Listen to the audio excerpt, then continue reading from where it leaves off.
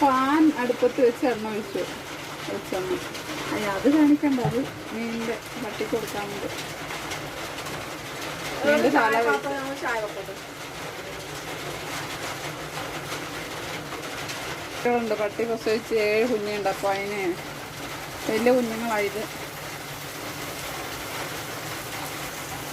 അതിനത് ആക്കുന്നത് അതിന് മീനിൻ്റെ തല മത്തിമീനിൻ്റെ കാണിച്ചിട്ടേ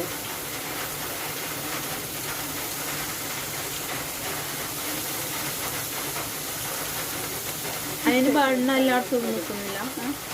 നോൺ സ്റ്റിക്കാ പാത്രം അത് നിൽക്കുന്നു.